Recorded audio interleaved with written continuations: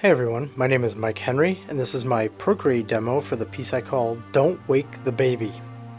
This is the third in the 3 illustrations that I did for the Strange Times development, which is currently a show that's being developed by Tom DeLonge, and it's at TBS, that's where they're developing it. This was done a long time ago as sort of initial look and feel stuff, and just trying to get some of the loose sense of the story around so that it could be developed further. If you saw the 2 previous videos, it was the Bigfoot one and the ghost one. This is an alien one.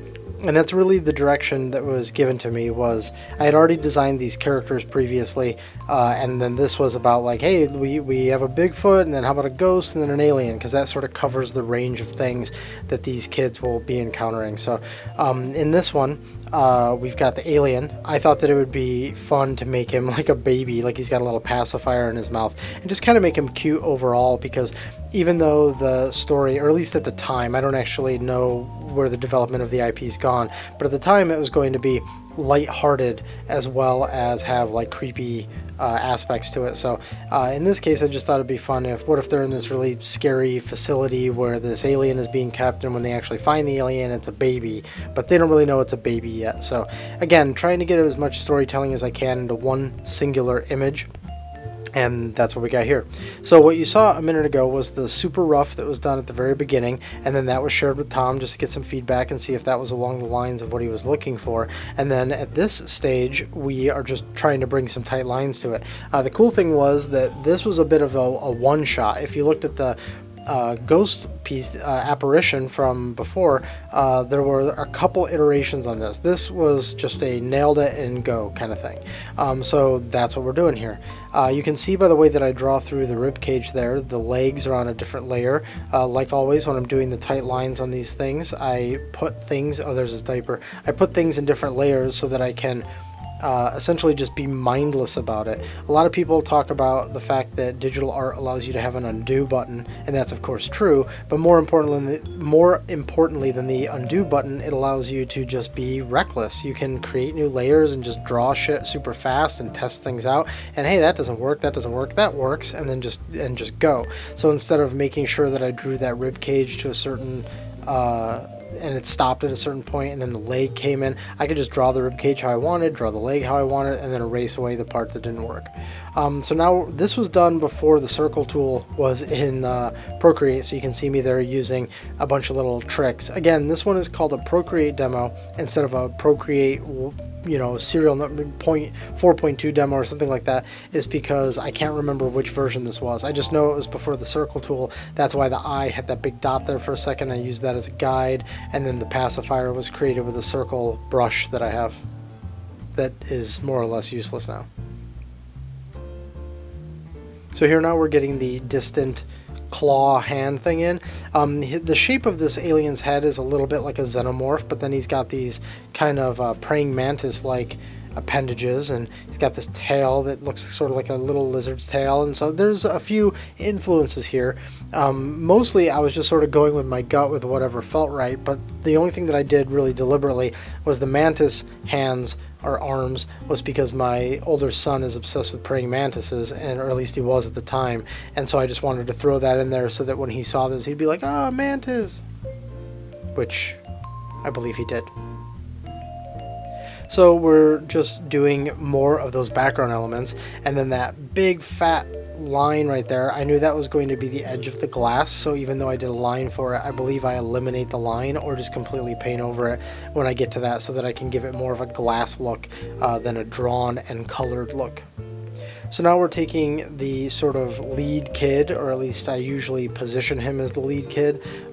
He's sort of got the main reaction up front, and then we've got the other guys sort of trailing off in the back, trying to get all of these characters together at the same time in one composition. With the other thing was, I wouldn't say that it was like that hard, but it was just something I had to be aware of. How do I get all of these people clustered together and get them to have reactions and things like that?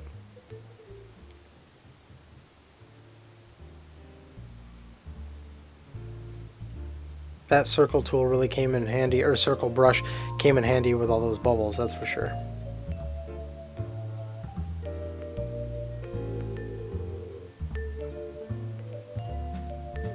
One thing that was really fun about these three pictures, I can talk about sort of all of them as a group now that this is the third one, is that I had sort of only drawn these characters once. When I was first asked to develop the characters, I did some rough sketches and developed a handful of characters, and actually some characters from a previous property that I worked on were valuable in sort of converting them over for something like this. But then after I drew the very, very first lineup, it was sort of like done. Then I came back in later and was asked to restylize the lineup, same characters, but do them in a more pushed manner where their head heights were bigger head, smaller bodies, which is what you see here. And that's the lineup that you see pop up that I'm drawing the colors from. But those colors are the same from my original lineup. And so really you could say that I only drew these characters twice, and the second time that I drew them was to reinterpret them a little bit. So with these, this was actually I guess that would be then the third, fourth, and fifth times that I ever drew these characters. So it was kind of fun to get to revisit them.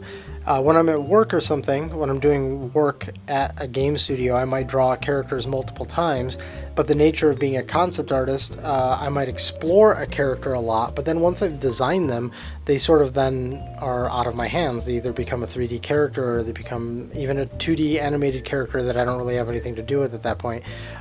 So since I'm not a comic book artist or an animator, someone who works in animation, I should say, I don't have to draw characters over and over again. So it's really fun when I get to, because then it's like, oh, I drew him this way that one time, and now this time I'll get to do this with him, or I'll get to do that.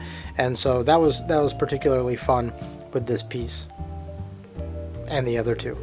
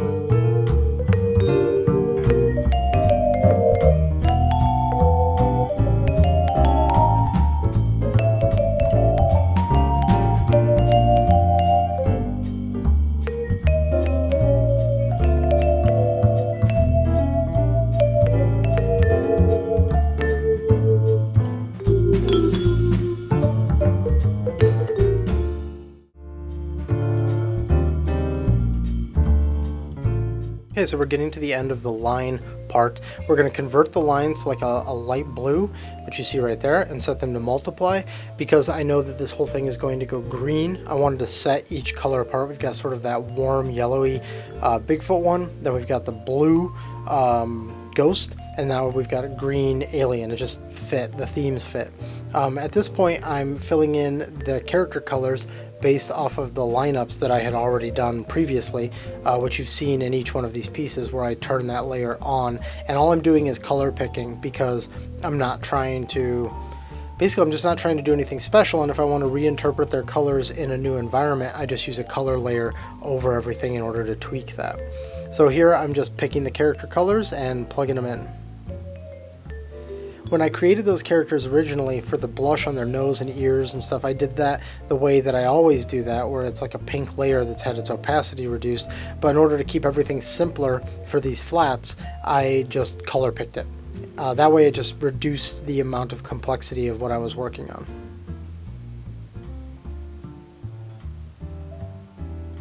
This phase is the, I feel like I probably say this every video, I'm just going to flat this the way I always do. So you can watch any video where I have the flatting process and see exactly how that's done, or of course watch this here.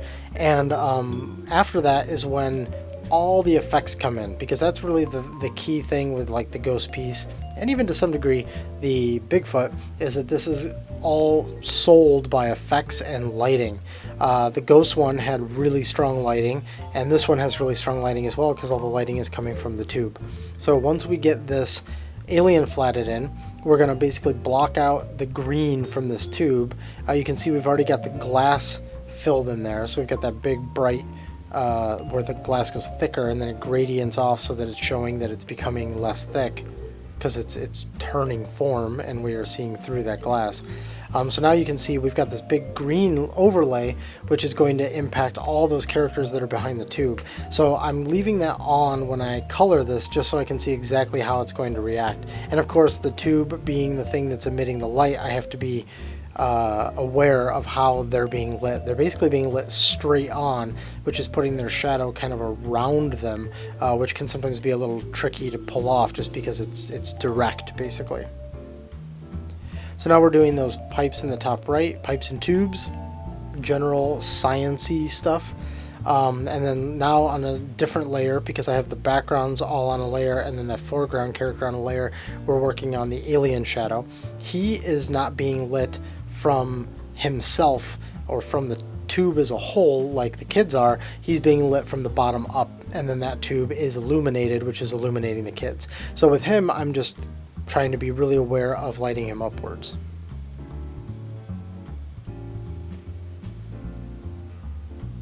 After we light him, we're going to do some bubbles, which is going to be me filling in a flat. And then, actually, I've got a couple of ways I could do that. Let me witness this and see how I ended up doing it.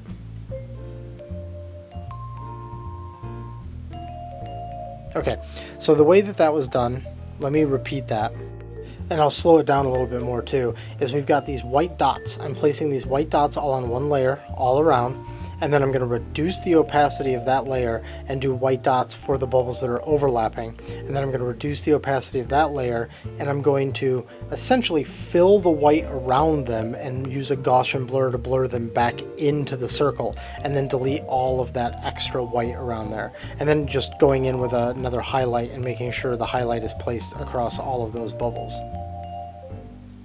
Then just add some quick foreground stuff. Just to add some extra depth, that this is like in a research facility. I'm also tweaking, I put the hand, stuff where his hand is making contact with the glass there in the background. And that's essentially it. The piece is wrapped. This is the final one. I hope that all the explanations made sense and you guys could sort of see how this came to life. This was really fun to work on. All three of these were really fun to work on, so yeah. Thanks for watching. If you enjoyed it, please consider liking and subscribing, and I'll see you on the next video. If you're looking for me on the internet, these are the places where you can find me.